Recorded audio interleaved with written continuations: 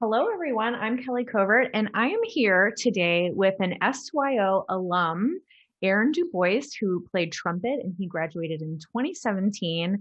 Aaron, how are you these days? I'm doing well. How about you? I'm Well, just here at Rice. at Rice University. Well, and that's what I wanted to ask you first. Why don't you give everyone an update on what you've been doing since you graduated from high school and more importantly, graduated from SYO? hmm So since I graduated from SYO and high school, I've been studying at Rice University with Barbara Butler and Charlie Geyer for a trumpet performance major. Doing a lot of really cool things down here. Great brass quintet. The orchestra program down here is unbelievable, and it's a pleasure to play with colleagues that are so good every day. Um, I did 2 summers at the Chautauqua Institution for a summer festival. The first year was amazing, and I got to play a newly composed piece for trumpet, piano, and string orchestra on our final concert.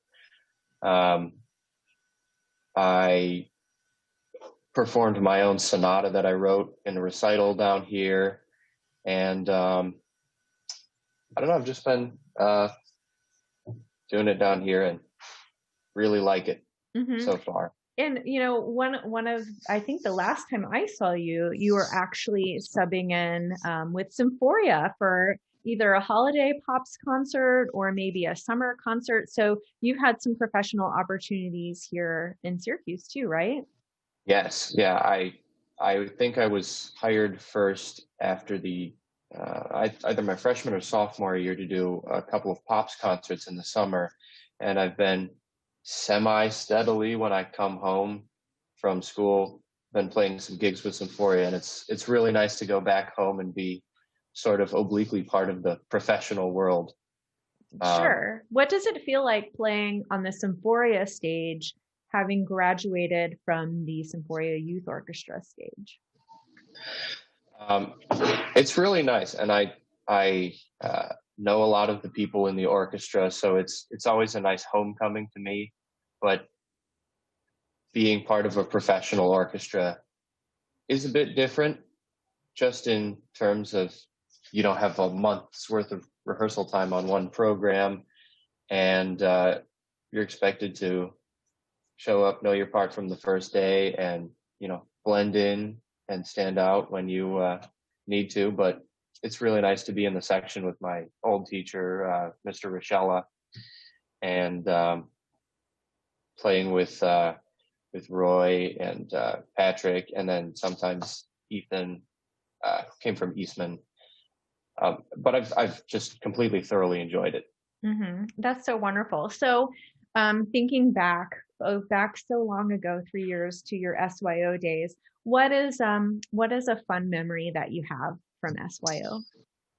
So I've got a couple of really fun memories from SYO.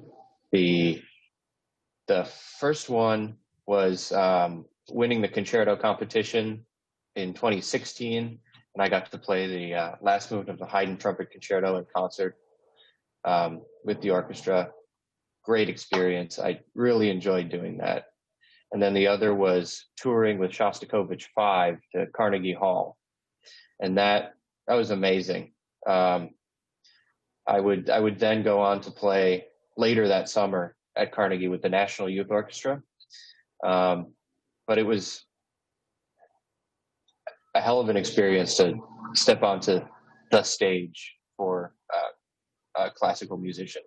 hmm So, have you always known that you wanted to be a professional trumpeter? No, actually. So I initially was going through high school and taking biomedical science courses, thinking that I would go and be a pediatrician.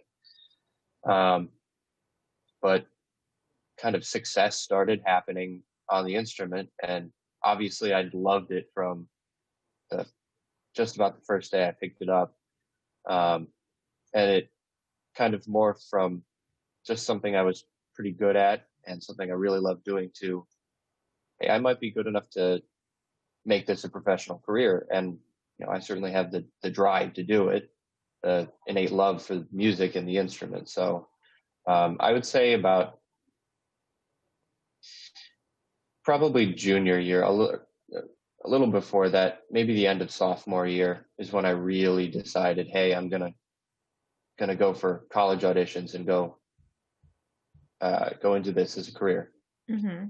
And now you're a senior, right? At Rice? Yes, I'm a senior at Rice and I'm preparing for my next round of college auditions right now, and whatever jobs might pop up in professional orchestras. So that's what I'm doing right now. Yeah. So looking at grad school and the potential of maybe a job. Oh yeah, yeah. Next Fantastic. semester, once I get through with these grad school auditions, that's going to be real buckle down time for professional auditions when they start to come up, because everybody knows during this ridiculous time with COVID, professional orchestras have essentially freezed or dramatically reduced hiring. Right. And unless you're in Syracuse and you are a string player looking to play professionally with Symphoria, because fortunately we still are having concerts, and I know that we feel so lucky to be able to do that. And really lucky to be able to continue our SYO program, because we weren't sure if that was going to happen. And now we have this wonderful chamber music program that we're putting into place, and that most likely we're fingers crossed will stay even after we have full orchestra again. Oh, So that's great. yeah, I mean, like, that's the beautiful thing about the pandemic is it's forced us to do different things that then we've decided we really love and are going to keep. And so that's good. Yeah. Um, Chamber.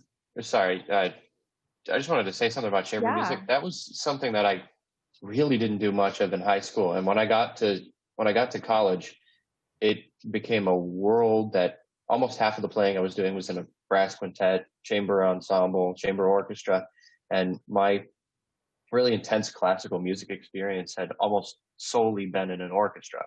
So it was a hell of a learning curve to get used to playing in a small group and the blend associated with that and everything. But if you can get that going in high school, I think it's invaluable for future professional musicians who are going to go on and do a lot of this music themselves. For sure. And I think even if you're not going to be a professional musician, learning how to work in a small group, um, with different personalities and understanding like how to blend in and work together, those are all qualities that are such good qualities to have just as a human. I'm a believer that music helps us in so many ways, not just if you're going to be a professional musician. But for all of those SYO musicians who are going to be performing in the concert, do you have any words of wisdom for them as a former SYO member? Oh, I've got a few. Just first and foremost, enjoy your time there, because it's so much fun making music with 70 to 100 of your colleagues, and orchestral music is the greatest music ever written. So bringing that to life in that kind of ensemble and with people that you pal around with and have fun with is something that, I mean, really you can't find anywhere else. And it's why I love it so much. Other than that, practice your part, know the parts of the chords that you're playing. Something for especially more of the wind and brass, but a bit of the strings too, is be a good section player, is take care of your section, know your role, and that everybody has something to contribute that is of equal importance, regardless of whether you're playing concertmaster, principal cello, principal oboe, principal trumpet, or you're doubling English horn, or you're playing third bassoon on something. Everyone's part has equal value, and you should strive to be as good of a section player as you can.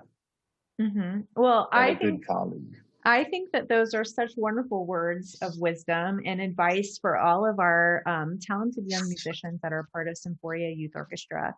And Aaron, I wish you the best in all of your grad school auditions and Well, thank you. potential professional auditions coming forward. We love seeing your success, and we love it that it's all started here in Syracuse with the youth orchestra, and we're so proud of you. So thank you so much for being here with us today. Well, thank you for having me, and enjoy your concert, Symphoria Youth Orchestra.